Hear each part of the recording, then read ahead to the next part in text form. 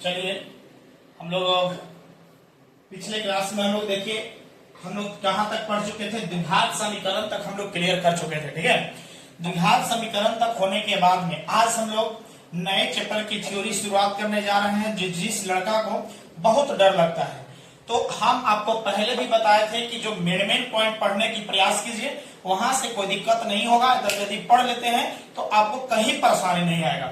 आज हम लोग नए टॉपिक शुरुआत करने जा रहे हैं जो इम्पोर्टेंट है, आपका ट्राइगोनोमेट्री अर्थात त्रिकोणमिति शुरू करने जा रहे हैं, जिससे आपको 20 नंबर पक्का कर लीजिए। तो आज हम लोग शुरुआत करने जा रहे हैं ट्राइगोनोमेट्री। ध्यान दीजिएगा, हेडिंग डाल दीजिए ट्राइगोनोमेट्री।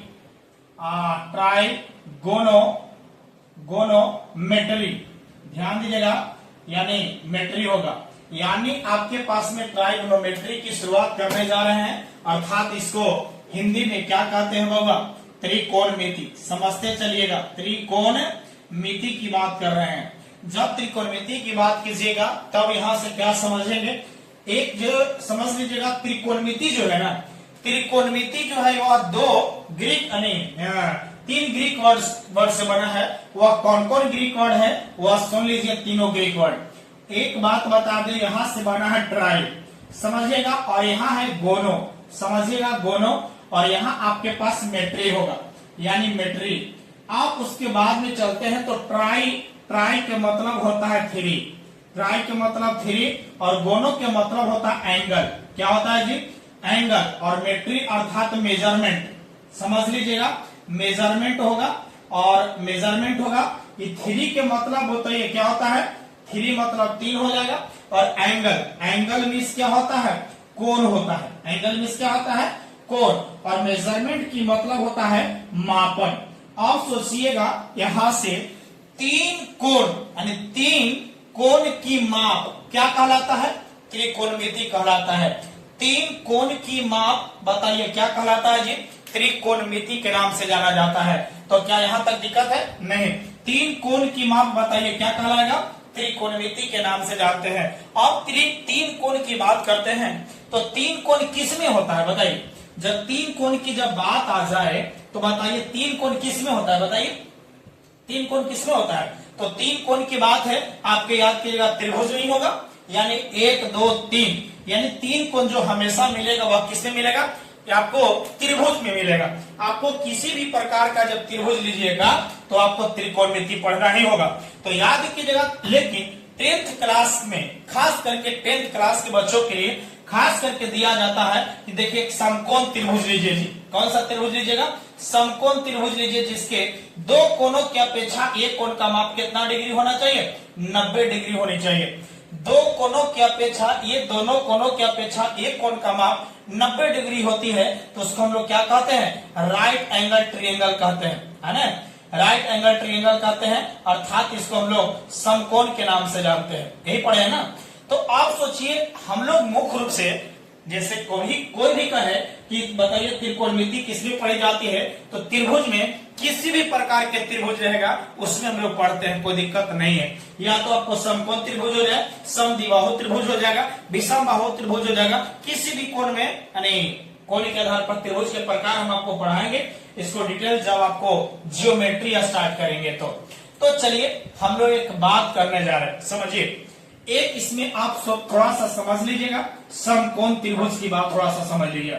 समकोण त्रिभुज है, कहता है, आप बताइएगा त्रिभुज, पहली बात है कि आपके पास त्रिभुज में आगे टेंशन है, तो याद कीजिएगा जब त्रिभुज का निर्माण कैसे होता है कि तीन को जो असमरेख बिंदु, ए बिंदु, बी बिंदु, यहाँ ए है, बी है, और यहाँ क्यों चलिए सी बिंदु लिया, मतलब तीन को असमरेख, असमरेख का मतलब कि एक ही लाइन पर नहीं होगा, तब तीनों असमरेख बिंदुओं को मिलाने से जो आकृति बनी है, इस आकृति का नाम बताइए क्या कहते हैं?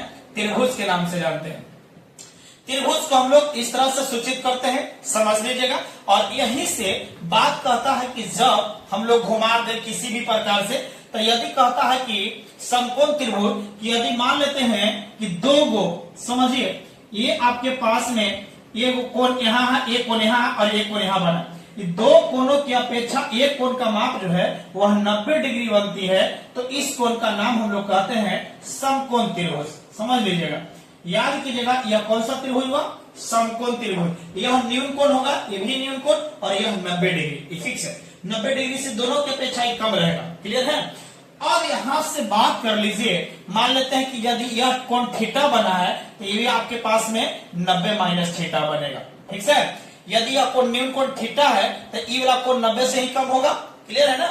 अब यहां से इंपॉर्टेंट पार्ट आप समझने की कोशिश कीजिएगा, बहुत इंपॉर्टेंट पार्ट आने वाला है, बहुत जरूरी है। चलिए आइए हम लोग समकोण त्रिभुज में जब चलेंगे, एक समकोण त्रिभुज ले रहे हैं, समझिएगा। एक समकोण त्रिभुज ले रहे हैं, एक कोण 90 डिग्री है। अब ये 90 डिग्री जब कोण बनी है, कितना डिग्री है होगा, 90 डिग्री। मान लेते हैं कि वह ए है, बी है और यह कोची है, सी है। हम मान लेते हैं कि सी के पास में एगो कोई कोण जो है न्यून कोण थीटा बन रही है। समझिएगा, हमने एक बात बता रहे हैं, एक पहले भुजा का निर्माण कैसे हुआ इसके पहले समझिए, नामकरण कैसे होगा। हमने जहां 90 डिग्री देखेंगे उसके सामने वाली भुजा हमेशा हाइपोटेनस कहलाती है, और हाइपोटेनस अर्थात कर्व। तो ये आपके पास 90 डिग्री है, 90 डिग्री के सामने वाला जो भुजा देख रहा है, इस भुजा का नाम है हाइपोटेनस। क्या नाम है जी, हाइपोटेनस के नाम से जानते हैं। हाइपोटेनस अर्थात इसको हम लोग क्या कहते हैं होगा, कर्ण के नाम से जानते हैं। कर्ण को अर्थात एच से सूचित किया जाएगा। क्लियर है। अब सोचिए, अब यहां से बात बनाइए। अब मान के चलते हैं कि हम कोण यहां बना दे, एक कोण बन रहा है थीटा। अब कोण थीटा के लिए हम चलेंगे, जिस कोण के लिए चलते हैं तो जहां पे कोण बनेगा उस कोण के सामने वाला जो भुजा दिखेगा, इसके सामने वाला जो भुजा होगा उसको लंब कहते हैं। क्या कहते हैं, परपेंडिकुलर। क्या कहते हैं जी, परपेंडिकुलर के नाम से जानते हैं, अर्थात इसको लंब कहते हैं, अर्थात इसको पी से सूचित किया जाता है। क्लियर है। अब कंडीशन है कि आप बताइएगा कि जो 90 डिग्री जिस भुजा पर या फिर थीटा जो है, थीटा के साथ जो जिस भुजा पर बनाई है, या फिर जो बच गया, ठेठ भाषा समझिए, जो बच गया ना उसको हम लोग आधार अर्थात बेस कहते हैं। क्या कहते हैं बाबा, बेस के नाम से जानते हैं, इसी को हम लोग आधार कहते हैं। आधार को इसको 20 से सूचित किया जाता है। अब बताइए 90 डिग्री के सामने वाला भुजा कर्ण, 90 डिग्री के सामने वाला भुजा कर्ण। बताइए न्यून कोण होगा, न्यून कोण जहां कोण बनेगा उसके सामने वाला भुजा लंब, और जो बच गया सो वो आधार। ये माइंड में सेट कर लीजिए, कंप्लीट हो जाएगा। उसके बाद इसका डिटेल्स करने जा रहे हैं, 1% रटने की जरूरत नहीं पड़ेगा। तो चलिए मिलते हैं अगले क्लास में। Thank you so much. Subscribe और शेयर जरूर दीजिए। धन्यवाद। ओके।